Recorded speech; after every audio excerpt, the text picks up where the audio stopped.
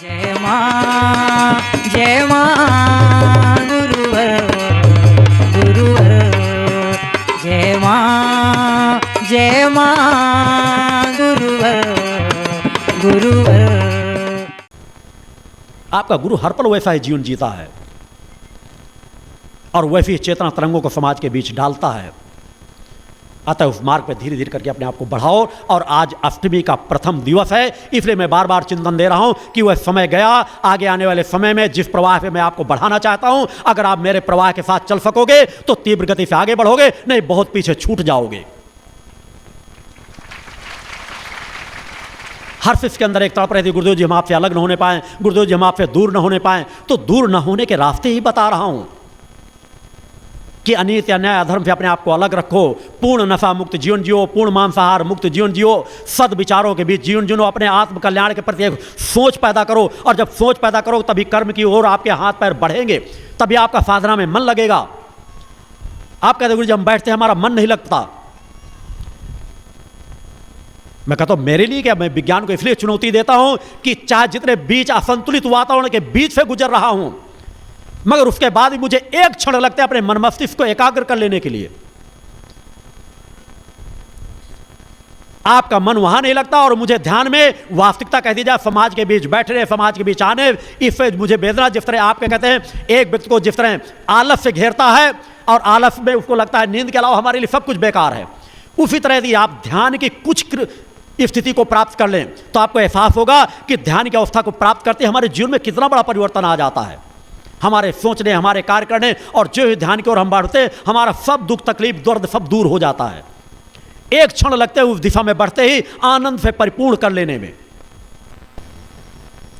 धीरे धीरे उस दिशा की ओर बढ़ो। आप में से अधिकांश कार्यकर्ता उस दिशा की ओर बढ़ रहे हैं, परिवर्तन उनके अंदर आ रहा है, मगर उस परिवर्तन से थोड़ा सा और आगे बढ़ो। चूंकि मैं साधक बनाना चाहता हूं, शक्ति साधक, अपना चेतना अंश, और वह हर शिष्य अगर चाहे तो उस विचारधारा को लेकर आगे बढ़ सकता है। केवल जो मार्ग दिया गया है, जो माध्यम दिए गए हैं कि आप श्रद्धा विश्वास से अपने घरों पर मां का ध्वज टंगा करके रखें, माथे पर कुमकुम का तिलक लगा करके रखें, रक्षा कवच को गले में डाल करके रखें, दिन में एक बार शक्ति जल का पान करें, चेतना मंत्र जो आपको दिया गया है त्रिशक्ति महामंत्र देन में किसी भी एक मंत्र का कुछ ना कुछ देर जाप करें, कुछ देर ओम और मां का उच्चारण करें, और नित्य प्रति मैंने कहा कम से कम 5 मिनट अवश्य समय दें। इसके बाद जितना अधिक समय मिलता है आप ध्यान में अवश्य बैठने का प्रयास करें। अज्ञा चक्र को माध्यम बना लें, प्रयास करके देखें। आपकी प्रीत गुरु के प्रति, परम सत्ता के प्रति अपने आप बढ़ती चली जाएगी। गुरु तो आया ही आपको जोड़ने के लिए, गुरु तो आया ही आपकी मदद करने के लिए, गुरु तो आया ही आपका कार्य करने के लिए। मगर गुरु जिस तरह से कार्य करना चाहता है, जिस तरह से आपको जोड़ना चाहता है, उसी रास्ते से जोड़ना पड़ेगा। तुम्हारे पास 2 ही रास्ते हैं, या तो गुरु को अपना बना लो या तो गुरु के बन जाओ, इसके अलावा कोई रास्ता नहीं है। अपना बनाना थोड़ा सा कठिन है, गुरु के बन जाना बहुत आसान है। तो उस भाव पक्ष का, धरातल का जीवन जियो। समाज सेवा का अपने अंदर भाव लाओ। छोटी छोटी बातों में आपके मन के अंदर जो असंतुलन आ जाता है, मन के अंदर जो अशांति आ जाती है, उससे थोड़ा सा अलग हटो। एक विचारों का जीवन, एक सोच का जीवन कि हम उस परम सत्ता के अंश हैं। सौभाग्य से हमें एक मार्ग मिला है, सौभाग्य से एक बार फिर हमें कहीं से आवाज आई है कि उस परम सत्ता से संबंध जोड़ लो।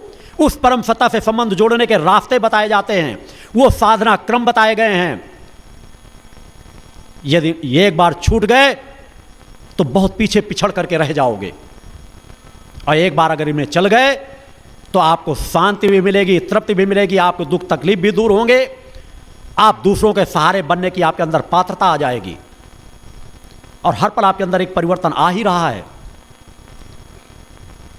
तुम किसी समय ज़्यादा अशांत रहते थे, अपनी समस्याओं से ग्रसित रहते थे, आज उन समस्याओं से ऊपर उठ करके कहने के समाज सेवा की ओर आपके कदम बढ़ रहे हैं, समाज सेवा के लिए आप कार्य कर रहे हो।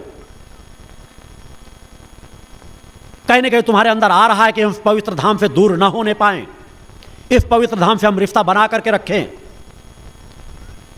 और आपका गुरु जहाँ इस शरीर को भी पूरे समाज के पूरे विज्ञान जगत को चुनौती के रूप में पेश किया है कि एक साधक का शरीर क्या होता है, साधक की सोच क्या होती है, साधक की चेतना क्या होती है। आने वाले समय में विज्ञान जिस तरह से शोध करना चाहेगा, इस शरीर का शोध करने के लिए शरीर हमेशा उपस्थित रहेगा।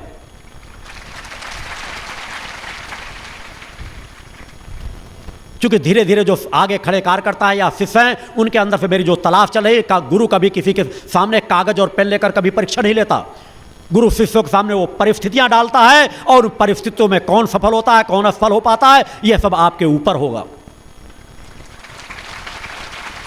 मगर जिसके अंदर निष्ठा, विश्वास, समर्पण है, वह दूर नहीं जा सकेगा। केवल इसमें नहीं कि हम चले गए और कुछ करना नहीं चाहते, पूजन करने के लिए नित्य कुछ ना कुछ समय दो।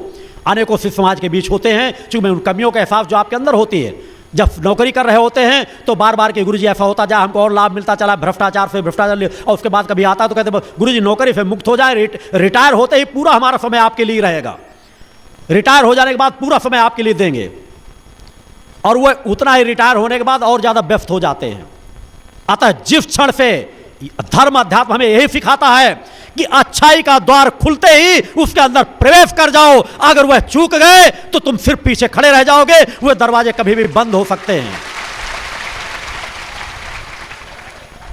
बुराई के द्वार सामने खुला भी हो तो उसके बारे में 1000 बार सोचो कि हमारे लिए हितकारी है या अहितकारी है, मगर अच्छाई के द्वार पर एक भी क्षण का यदि तुमने सोचने में विलंब कर दिया तो एक क्षण भी आपको बहुत पीछे छोड़ सकता है।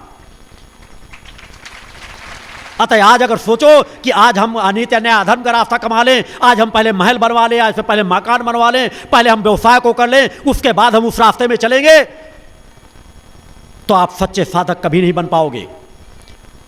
जहां से तुम्हें आवाज मिल जाए, बचपन से, युवा अवस्था से, वृद्धावस्था से, जहां से तुम्हें आवाज मिल गई वहीं पे अपनी दिशा को मोड़ दो। मैं नहीं कहता भौतिक जगत के लिए कुछ करो ही नहीं, जो सहज मार्ग आपके सामने, व्यवसाय कर रहे हो तो ईमानदारी सच्चाई से व्यवसाय करो, नौकरी कर रहे हो तो ईमानदारी से नौकरी करो, लोभ प्रवृत्ति से कहीं ना कहीं अपने आप को थोड़ा सा रोको। इस तरह का जीवन जब तक आप सुधार नहीं करोगे तब तक परम सत्ता का था पूर्ण प्रगति से हमारा संबंध स्थापित करना, स्थूल जगत में और सूक्ष्म जगत में। सूक्ष्म जगत के लिए एक तड़प बनी रहना, इसीलिए हम उपवास करते हैं, ध्यान करते हैं, साधना करते हैं, व्रत करते हैं, समाज सेवा करते हैं। और भौतिक जगत में हमें समाज के बीच कैसा जीवन जीना, कैसा नहीं जीवन जीना, हमें नशे का जीवन नहीं जीना, हमें मांस नहीं करना, हमें विषय विकारों से अलग रखना है, हमारा गृहस्थ का जीवन कैसा हो, घर को एक मंदिर स्वरूप मान करके चलें। पति पत्नी है तो हमारा पति पत्नी का संबंध केवल विषय विकारों में डूबने के लिए नहीं होता। पति पत्नी का संबंध होता है एक सुव्यवस्थित गृहस्थ को संचालित करने का, जन्म मरण की परंपरा को आगे बराबर बनाए रखने का। घर एक मंदिर का स्वरूप हो, सुख शांति का स्वरूप हो। मैं भी गृहस्थ का जीवन जीता हूं, मैं अपनी तीनों बच्चियों से पूर्णतः संतुष्ट हूं, पत्नी से पूर्णतः संतुष्ट हूं। मेरा गृहस्थ शायद इस भूतल का सबसे सुव्यवस्थित गृहस्थ है। आप ऐसा जीवन क्यों नहीं जी पाते? मैंने सदैव ऐसा जीवन जिया है, आपसे भी वैसा चाहता हूं कि पूर्ण गृहस्थ को, जब तक आप अपने गृहस्थ को सुख शांति से नहीं भरपूर करेंगे, आप दिन में घर में कहीं बच्चे को गाली दे रहे हैं, कहीं पत्नी को गालियां दे रहे हैं, कहीं पत्नी के साथ मारपीट कर रहे हैं, कहीं बच्चे के साथ मारपीट कर रहे हैं, उनके बच्चों की पत्नी की आवश्यकताएं क्या उस पर ध्यान नहीं दे रहे हो, अपने सुख सुविधाओं में ही व्यस्त हो। पति पत्नी अपना जीवन अपने तरीके से, पत्नी अपनी तरीके का जीवन जी रहा है, पति अपनी तरीके का जीवन जी रहा है। इनसे थोड़ा सा अलग हट करके एक सुव्यवस्थित जीवन जियो, संतुलन का जीवन जियो। धर्म कर्म में आप कहीं बढ़ जाना चाहते हैं, अपने आध्यात्मिक कार्यक्रमों में पत्नी को नहीं ले जाना चाहते, बच्चों को नहीं ले जाना चाहते, और जब बच्चे बड़े हो जाते हैं तो उनसे चाहते हो कि बच्चे हमारे जैसा हम कहें वैसा चले। सच्चे माता पिता तो वह होते हैं जो बच्चों को 2 कदम अपने से और आगे बढ़ा दें, और वो एक दिन में नहीं होता। एक जून के जन्म लेते कि ही आप हर पल जब उनका ख्याल रखते हैं, हर पल उनकी देख रेख करते हैं, हर पल उनको संस्कारों की दिशा में बढ़ाते हैं, उनके सामने आपके भी आचार विचार व्यवहार उसी तरह का आप जीवन जिए। आपके अंदर तो तड़प रहती है कि आप कहीं लड़के में भेद करते हैं, कहीं लड़कियों में भेद कर, मैंने कहा एक सोच। आज प्रथम दिवस ये कह रहे कि अगर समाज के बीच आपके ऐसी सोचें हैं तो उनसे आप विचारों को थोड़ा अलग रखो कि हमारे यहाँ लड़का नहीं होगा तो हमारी मुक्ति नहीं होगी, हमारे यहाँ लड़की हो गई तो अभिशाप हो गया। लड़के लड़कियों को एक समान मानो। मैं मंच पर बैठा हूँ, इस मंच पर कि मुझे जब गृहस्थ का जीवन परमसत्ता के द्वारा उस गृहस्थ जीवन जीने का एक प्रेरणा चिंतन था, तो मैंने माँ के चरणों में प्रार्थना रखा था कि मेरे परिवार में अगर जन्म ले तो बच्चियों के रूप में जन्म ले। अरे तुम हर पल मुक्त हो, बच्चे तुम्हारे मृत्यु के बाद छोटी सी क्रियाकर्म आपकी कर लेंगे, उससे क्या तुम्हें मुक्ति मिल जाएगी? अगर पूरे जीवन तुमने पाप कर्म समेटे हैं तो थोड़े कर्म से आपको मुक्ति नहीं मिलेगी। और अगर आप ये विश्वास रखते हो कि बच्चा हमारा उसमें मुखाग्नि के दे देगा, हमारा बच्चा थोड़ा सा क्रियाकर्म कर देगा, गया जी चला जाएगा तो हमको मुक्ति, इसलिए बच्चे का होना नितांत तो सके लड़के का होना। तो भैया जब पूजा पाठ में इतना विश्वास रखते हो कि थोड़ी सी पूजा पाठ से आपकी भटकती हुई आत्मा को मुक्ति मिल जाएगी, तो आप अपने रहते ही अपने आप को मुक्त क्यों नहीं कर लेते? रहते ही पूजा पाठ कर लो, रहते ही कुछ ऐसे धर्म कर्म कर लो कि आपको सोचने की जरूरत ना पड़े कि हमारे बाद कोई कुछ करे ना करे, हमारी मुक्ति तो हर पल मौजूद है। यह शरीर है, अगर उनको लगे घर में पड़ा रहेगा, फड़े गलेगा, तो जिसको इच्छा पड़े जहां चाहे नदी में डाल दे, चाहे तो दफना दे, चाहे आग में जला दे, जैसा उसको करना वो करे। हम इससे चिंता से रहित जीवन जिए। मैं भी तो आपके बीच जीवन जीता हूं, मेरे सामने मेरा लक्ष्य का कोई पक्ष नहीं छिपा था। मैंने बचपन से अपनी यात्रा हर पल समाज को अपनी स्पष्ट की है। 25-30 साल पहले मैंने अपना कहाँ मेरा किस तरह का आश्रम होगा, कहाँ पे किस तरह की यात्रा होगी, मेरा किस तरह, ये सब मैंने समाज के बीच, अगर चाहे तो पुस्तकों को पत्रिकाओं को पढ़े, या जो मुझसे 20-25 साल से यात्रा जुड़े उनके सामने वो सब कुछ स्पष्ट किया गया। मेरे जीवन के साथ किसी एक पक्ष का कोई क्रम छिपा नहीं रहा। इसलिए मैंने कहा आज जो आप ज्ञान प्राप्त कर रहे हो, यह ज्ञान आपके इस जीवन में भी सहायक है और नवीन जीवन लेते ही भी आपकी सहायता करेगा। जिस तरह आपके गुरु को कोई माध्यमों की जरूरत नहीं पड़ी, चैतन्य था, बचपन से चैतन्यता की यात्रा मिली। ज्वाला जी यहां बैठे हुए हैं, मुझसे बड़े हैं उम्र में, वह दीक्षा प्राप्त करके मेरे साथ जीवन जी रहे हैं। बचपन की काफी लंबी यात्रा उन्होंने मेरे सानिध्य में गुजारी है।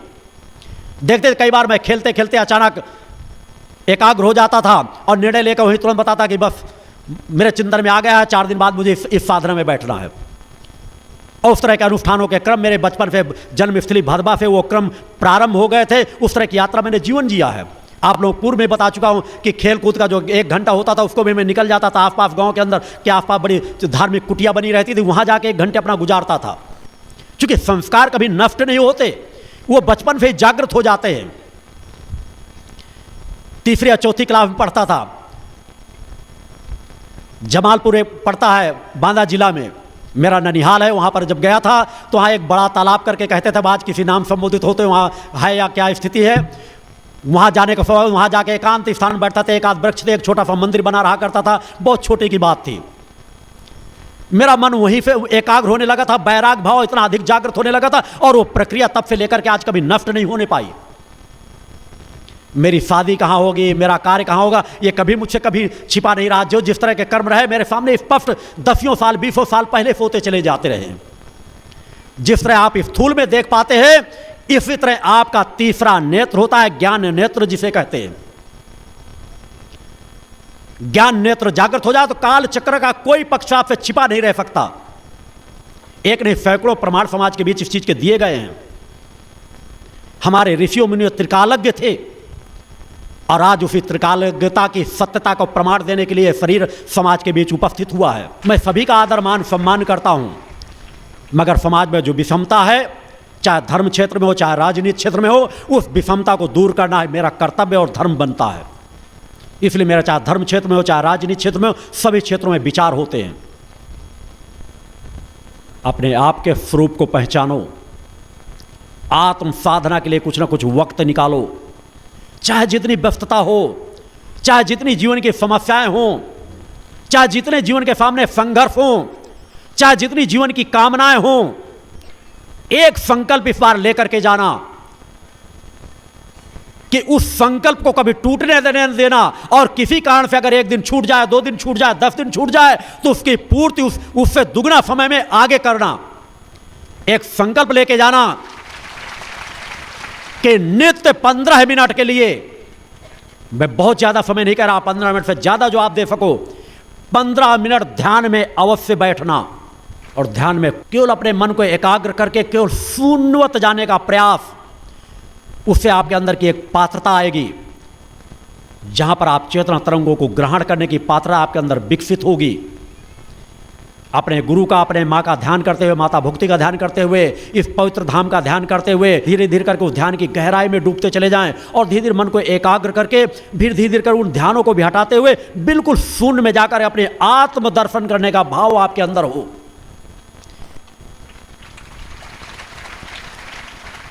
थोड़ी देर ओम और माँ का उच्चारण का संकल्प लेके जाना कि हम 5 मिनट नृत्य करेंगे। अगर किसी दिन छूट जाएगा तो दूसरे दिन करेंगे, दूसरे दिन छूट जाएगा तो उसके तीसरे दिन भरपाई करेंगे। हर व्यक्ति एक संकल्प ले, चाहे साधक हो चाहे शिष्य हो। यदि कहीं उस चीज़ को किसी अनुष्ठानों में चला जाता, कहीं चालीसा पाठ कराने, यदि वहाँ पे उतने कर लेता तो उसके लिए निश्चित, मगर अगर नहीं हो समय मिलता तो आप अपने घर में, अपने साधना कक्ष में कहीं पर बैठे हुए हैं, 5 मिनट से 10 मिनट के बीच ओम और माँ का उच्चारण करना, और ओम और माँ के उच्चारण करने के बाद भी शांति चित्त होकर के बैठने का प्रयास करना। चालीसा पाठ तो आपको करना ही है, मंत्र जाप तो आपको करना है, मगर उससे ज़्यादा आवश्यक है, क्योंकि जब तक आपके मन का, चूंकि मैं बार बार काफ़ी जो 1 वर्ष से आपको बराबर उस दिशा की ओर मोड़ रहा हूं, कि जब तक आपका मन अशांत रहेगा, जब तक आपके अंदर आपके अज्ञा चक्र की पकड़ हासिल नहीं होगी, तब तक आपके अंदर का संशय समाप्त नहीं होगा। और केवल अज्ञा चक्र को सहारा बना लो, चूंकि 7 चक्रों का राजा चक्र है अज्ञा चक्र, और राजा को यदि अपना बना लो तो सब पूरी प्रजा अपने आप आपके साथ हो जाती। उसी तरह जो अन्य चक्र हैं आपके सहायक बन जाएंगे, और नीचे के जो 6 चक्र हैं आज्ञा चक्र के साथ ही, जब तक इन 6 चक्रों की स्थिरता नहीं होगी तब तक आप सहस्त्रार की ओर बढ़ नहीं पाएंगे, और सहस्त्रार चक्र की ओर बढ़ते ही आपको सब कुछ हासिल हो जाएगा जो आज आपके गुरु को हासिल है।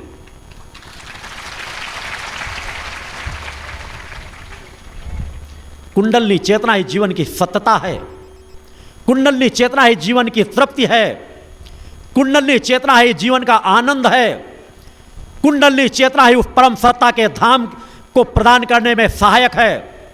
कुंडलनी चेतना से उस परम शक्ति की हम दर्शन प्राप्त कर पाते हैं, इसके अलावा और कोई मार्ग नहीं है। कभी भ्रम में मत पड़ना, समाज में जो कोई अभुआने लगता है, चिल्लाने लगता है, चीखने लगता है कि मेरे शरीर में देवी देवता आ गए, वह सब नाटक है, भ्रम है, माया जाल है। कुंडलनी चेतना आपको शांत कर देती है, एकाग्र कर देती है, उस परम धाम से संबंध जोड़ देती है, आनंद से परिपूर्ण कर देती है, आपके सभी सेलों को चार्ज कर देती है। जिस तरह आप काम में होते हैं, कामेंद्रियां आपकी चैतन्य हो जाती हैं, मगर कभी आपने सतोगुणी चेतनाओं को चैतन्य करना सीखा ही नहीं। क्रोध में आप भरपूर हो जाते हैं, आपका शरीर तमतमा जाता है, मगर सतोगुणी कोशिकाओं का क्या आनंद है। सतोगुणी कोशिकाओं में सेल किस तरह से चार्ज हो जाते हैं, किस तरह से 7 चक्र जब एक दिशा पे हो जाते हैं, चेतना तरंगे आपके सहस्त्रार की ओर बढ़ने लगती हैं, तो जो आनंद प्राप्त होता है, जो चेतना प्राप्त होती है, उसका दुनिया में, इस भूतल में कोई भी ऐसा सुख नहीं है जो उस सुख के तुलना में कहीं ठहरता हो। जिस तरह सूर्य और जुगनू की तुलना की जा सकती है, उसी तरह आपकी चेतना तरंग के आनंद की और भौतिक जगत के किसी भी सुख की तुलना केवल सूर्य के प्रकाश और जुगनू से केवल की जा सकती है। तो तुम्हें टिमटिमाता हुआ जुगनू चाहिए कि दमकता हुआ वह सूर्य चाहिए, निर्णय तुम्हें करना है। चेतना जो मेरे अंदर है वही आपके अंदर बैठी है। केवल कथाएं सुन लेना, कहानियां सुन लेना, भागवत करा लेना, इससे पूर्णता नहीं आएगी। पूर्णता आएगी अपने 7 चक्रों को जागृत करने की दिशा में कार्य करो। तुम में से अधिकांश कर सकते हैं, प्रयास करने की आवश्यकता है, और नित्य प्रति ध्यान में बैठो, मन मस्तिष्क को एकाग्र करो। शरीर आपका जिस तरह हो सके उस तरह शरीर को मोड़ लो, जैसे बैठ सको वैसे बैठ लो। शरीर में आसन में लगाने में तकलीफ हो तो आसन बीच में चेंज भी कर सकते हो। केवल मेरुदंड को सीधा रखो, क्योंकि अगर मेरुदंड को सीधा नहीं रखोगे तो चेतना सही दिशा में कार्य नहीं करेगी। आपको एक अलग, आपके अंदर शरीर के अंदर इतना दिव्य लोक भरा हुआ है, दिव्य लोक बैठा हुआ है। भौतिक जगत के जो आप देख रहे हो ये इसके सामने नगण्य है। जिस दिन आप उन दिव्य लोकों का आनंद, दिव्य लोकों का दर्शन प्राप्त करने लगोगे, आपका एहसास होगा हमारे अंदर के चक्र किस प्रकार से कार्य कर रहे हैं, किस तरह एक दूसरे को खींच रहे हैं, किस तरह एक दूसरे को आकर्षित कर रहे हैं, किस तरह एक दूसरे को सहारा दे रहे हैं। एक चक्र दूसरे चक्र का आकर्षण किस प्रकार से करता है। आपको नाक को केवल सूंघने में उपयोग करते हो। नाक हमारी किस तरह से, कहा कि यहाँ की एक एक नसें किस तरह से हमारी चेतना तरंगों को खींचती हैं। हमारे आंखें केवल देखने का कार्य नहीं करती, आंखें के हमारी अंतरंग योग किस तरह से आंखों के अंदर से ऊर्जा को आंखों में फैलाता है और आंखों से लेकर शास्त्रार की ओर चढ़ाता है। हमारा मस्तक, हमारा आज्ञा चक्र, हमारा ये सभी चीज जो शरीर के एक एक अंग हैं किस तरह से अंदर से चैतन्य होने लगते हैं। जिस तरह आपको गहरी नींद आपको खींचती है उसी तरह आपको ध्यान खींचने लगेगा। अलग अलग कई अवस्था होती हैं, जागृत अवस्था, निद्रा अवस्था, मूर्छा अवस्था, तुरीय अवस्था, ध्यान की अवस्था, ये अलग अलग अवस्थाएं हैं। इनमें ध्यान की अवस्था तो तुम में से अधिकांश लोग प्राप्त कर सकते हैं। केवल एक सोच का जीवन, कि भौतिक जगत में व्यवहारिकता की सोच, कि लाभ हानि जीवन मरण से परे से जीवन जीना सीखो, व्यवहारिकता में भेदभाव का त्याग करो। तभी आप जब मन मस्तिष्क को एकाग्र पूजन में बैठो तो सब कुछ भूल जाओ कि मेरे साथ अच्छा बुरा जो कुछ भी होना होगा, मेरे लिए शाम को भोजन घर में बनाने के लिए, खाने के लिए नहीं है, तो यह शाम को नहीं अभी क्यों बोझ लाद रहे हो। शाम को देखा जाएगा। जिस समय पूजन में बैठ जाओ सब कुछ भुला दो। मुझे किसने गाली दी थी, मुझे किसने अपमानित किया था, मुझसे किसने क्या छीन लिया था, मुझसे किसने क्या लूट लिया था, मेरा बच्चा अस्पताल में पड़ा हुआ है, मेरा कौन व्यक्ति मरने के कगार में खड़ा है। जो जहां पे खड़ा है वो तो वहां खड़ा ही रहेगा। अगर आप बहुत ज्यादा मन अशांत कर लोगे तो भी उसका कोई लाभ नहीं मिलेगा। और मन को यदि शांत करने में सफल हो गए तो जो बाहर अशांति है उस पर भी कहने के आपकी चेतना तरंगों का सहारा मिलने लगेगा। बहुत सहज सरल रास्ते हैं, उस रास्ते को तो सिखाता हूं कि सीखो और देखो उसका लाभ कितने गुना प्राप्त होता है। इससे लाभ नहीं मिलेगा कि आपका बच्चा अस्पताल में पड़ा हुआ है तो आप वहां गए जय माता की जय घोष करने लगे, कोई गीता का पाठ करने लगता है। आजकल एक फैशन चल गया है, कोई राजनेता अस्पताल में बीमार हो जाए, बड़ा उद्योगपति बीमार हो जाए, उनके चाटुकार, उनके चमचे वहां बैठकर कोई गीता का पाठ करने लगेगा, कोई रामायण का पाठ करने लगेगा, कोई कुरान का पाठ करने लगेगा, कोई दिखावे के लिए 4 कैमरे वालों को बुलाकर यज्ञ हवन करने लगेगा। यह प्रदर्शन ही हमारे धर्म को नष्ट करता जा रहा है। विषम परिस्थितियों में तो आपके मन को एकाग्र करना है। उन क्षणों पर तो आपके विषम परिस्थितियों में तो काम आता है कि आपके पूर्व के सत्कर्म क्या थे। आपका यदि मन मस्तिष्क से एकाग्र है तो शांत चित्त से अगर आप वहां पे गुरु के चरणों में, मां के चरणों में प्रार्थना करोगे तो प्रार्थना आपको कई गुना ज्यादा फल देने में सफल हो जाएगी, वहां पर हो हल्ला मचाने की अपेक्षा। जहां पर पाठ करना हो वहां पर पाठ करो, मगर जब विषम परिस्थिति आ जाए तो वहां इस तरह अस्पतालों में हल्ला मचाना, हो हल्ला मचाना, इस तरह करना, इससे कोई लाभ नहीं मिलता। उससे मन को एकाग्र करो, उस समय तुम्हारे सत्कर्म तुम्हारे सहायता करेंगे। और उसी के लिए जो ध्यान की क्रिया बताई जाती है कि ध्यान, भक्ति और ध्यान ये महत्वपूर्ण अस्त्र हैं आपके, कि आपका ध्यान एकाग्र होगा तो वहां पर बैठ करके आप अगर मूल ध्वज का स्मरण करने में भी सफल हो गए, कि मन मस्तिष्क को एकाग्र करके स्मरण करने में सफल हो गए विषम परिस्थिति में, तो वह विषम परिस्थिति में यहां की ऊर्जा आपको तत्काल प्राप्त होगी। आकर्षण करने की शक्ति, जो मेरे द्वारा कहा जा रहा है, भंवर आपको बनना है, मां रूपी पराग आपको खींचना है। और भक्त को खींचने के लिए भंवरे को तो पुष्प में जाकर बैठना पड़ता है, और भक्ति को करोड़ों मील दूर रह करके भी अपने भगवान से शक्ति को खींच सकता है। क्योंकि भक्ति में शक्ति समाहित है, भक्त के वशीभूत वह परम सत्ता होती है, और वह उथलेपन से नहीं प्राप्त कर सकोगे। गहराई में डूबो, मन को एकाग्र करना सीखो। तुम मजदूर हो, कृषि कार्य करते हो, व्यवसाय कार्य करते हो, नौकरी का कार्य करते हो, इन सब कार्यों में कोई भी कार्य करते हो, ध्यान के क्रम में तुम में से सबको समान रास्ते खुले हैं। क्योंकि भक्ति जब गहराई में डूबती तो शब्द रुक जाते हैं, मंत्र जाप रुक जाता है। ध्यान की जब गहराई पे जाओगे तो आपके सबको लगेगा कि मंत्र जाप करते करते मैं मंत्र को रोक दूं, बस डूब जाऊं, जो मुझे आनंद मिल रहा है, जो मुझे तृप्ति मिल रही है। क्योंकि मंत्र वहीं तक पहुंचाते हैं। बाहर की हमारी स्तुति, बाहर की वंदना, बाहर के आवश्यक हैं, क्योंकि यही हमको आगे की ओर बढ़ाते हैं। उछलना कूदना जहां कहीं होता है, बुहाना कहीं होता है, यह मान लो कि उसकी ऊर्जा का भटकाव है, या तो नाटक कर रहा है, भटकाव है, या असंतुलन है उसके अंदर, या किसी चीज से प्रभावित है। देवी देवता हमें शांति प्रदान करते हैं, तृप्ति प्रदान करते हैं। अतः शांति तृप्ति की ओर बढ़ो। मैं आज आप लोगों के इन्हीं क्षेत्रों का निर्देशन देता हुआ उस दिव्य महाआरती को और बढ़ाना चाहूँगा कि उस दिव्य महाआरती की ओर आप लोग बढ़ें। और इन्हीं शब्दों के साथ में एक बार पुनः अपना पूर्ण आशीर्वाद प्रदान करता हूँ। बोल जगदम्बा माते की।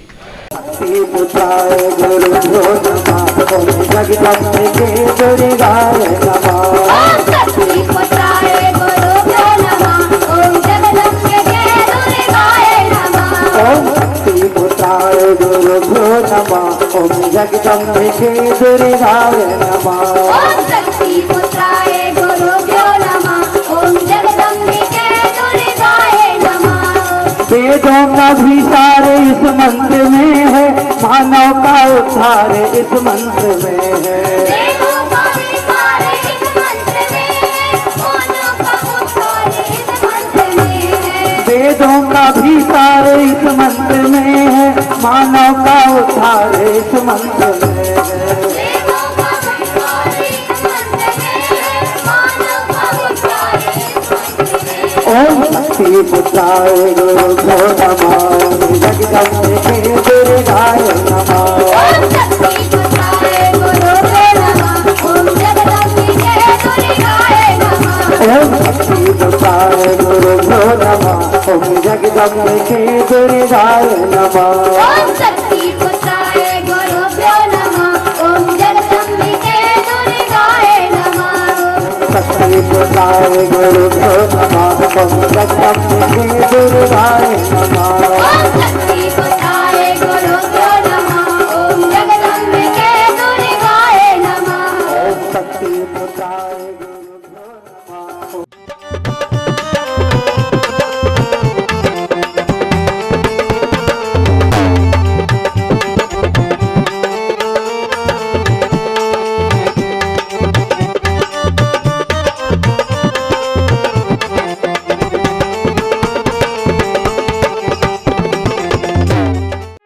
या देवी सर्वभूतेषु शक्तिरूपेण संस्थिता नमस्तस्यै नमस्तस्यै नमस्तस्यै नमो नमः। पंच ज्योति शक्ति तीर्थ सिद्धाश्रम, मां की कृपा और गुरुदेव की अमृतवाणी का पावन संगम। एक ऐसी पवित्र भूमि जहां मां भगवती की ज्योति हर दिल को रोशन करती है, जहां परमहंस योगीराज श्री शक्तिपुत्र जी महाराज के चरणों में बैठकर हर मन की पुकार सुनी जाती है। पंच ज्योति शक्ति तीर्थ सिद्धाश्रम, जहां हर कदम पर साधना, हर सांस में भक्ति और हर पल में जन कल्याण की सुगंध बिखरती है। आओ इस अलौकिक यात्रा में शामिल हो और देखो कैसे एक आश्रम ने करोड़ों जीवन को बदला। युगवंदनीय धर्म सम्राट, युग चेतना पुरुष सद्गुरुदेव परमहंस योगीराज श्री शक्तिपुत्र जी महाराज के पावन चरणों में कोटि कोटि नमन, वंदन और प्रणाम। उनकी कृपा से एक ऐसी पवित्र स्थली का सृजन हुआ जो तप, योग, ध्यान और साधना का स्वर्णिम केंद्र है। यह है मध्य प्रदेश के शहडोल जिले की ब्योहारी तहसील में बसा पंचज्योति शक्ति तीर्थ सिद्धाश्रम, जिसकी नींव परम पूज्य गुरुवर्श्री ने 23 जनवरी 1997 को रखी।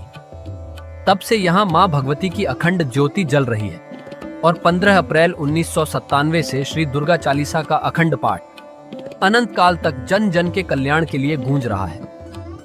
हर सुबह और हर शाम जब सूरज की किरणें और चांद की चांदनी सिद्धाश्रम को चूमती हैं, तब परम पूज्य गुरुदेव जी, माता भगवती आदिशक्ति जगत जननी दुर्गा जी सहित सभी देवी देवताओं और सहायक शक्तियों की आरती करते हैं। इस पावन बेला में भक्तों के हृदय मां की भक्ति में डूब जाते हैं।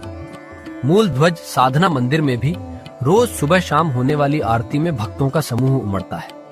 यहाँ हर मन की पीड़ा मिटती है, हर शरीर को शांति मिलती है और हर आत्मा को सुख, शांति व समृद्धि का आशीर्वाद प्राप्त होता है।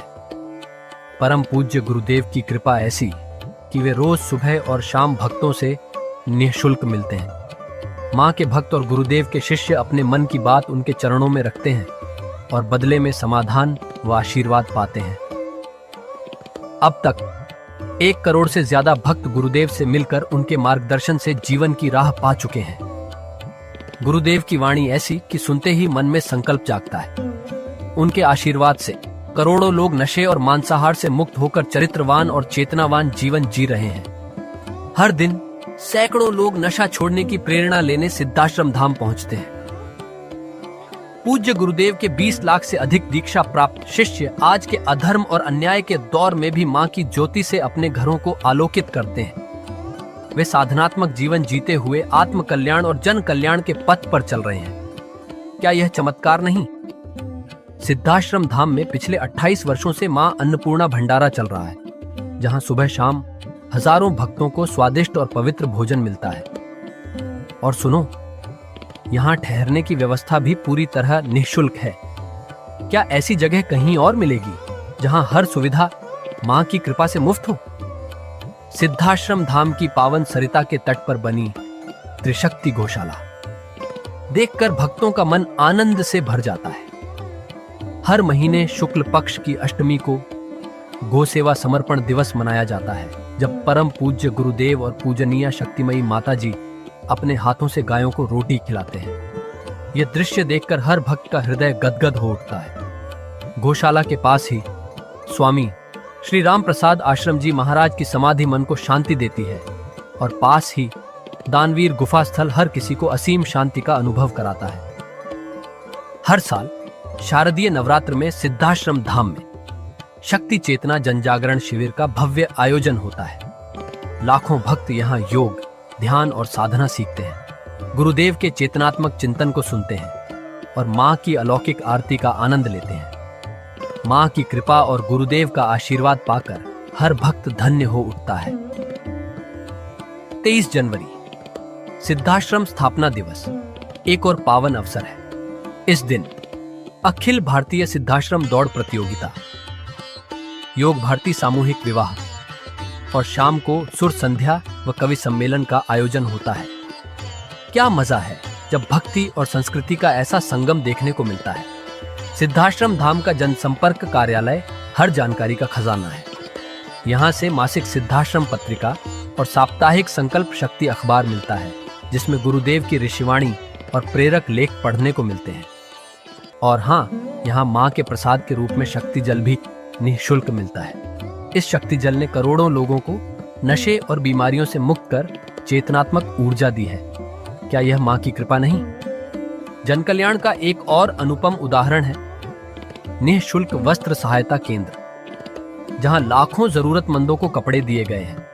यह सिलसिला आज भी अनवरत चल रहा है। सिद्धाश्रम धाम में पौधारोपण का भी बड़ा काम होता है। परम पूज्य गुरुदेव जी महाराज एवं पूजनीय शक्तिमयी माता जी स्वयं समय समय पर पौधारोपण करके पर्यावरण को बढ़ावा देते हैं। सिद्धाश्रम धाम में अनेक प्रकार के फल, फूल और औषधियों के हजारों पेड़ों की हरियाली देखकर मन प्रसन्न हो जाता है। सिद्धाश्रम धाम में विभिन्न प्रकार की हरी सब्जियां उगाई जाती हैं, जो निःशुल्क चल रहे मां अन्नपूर्णा भंडारे में प्रयोग की जाती है।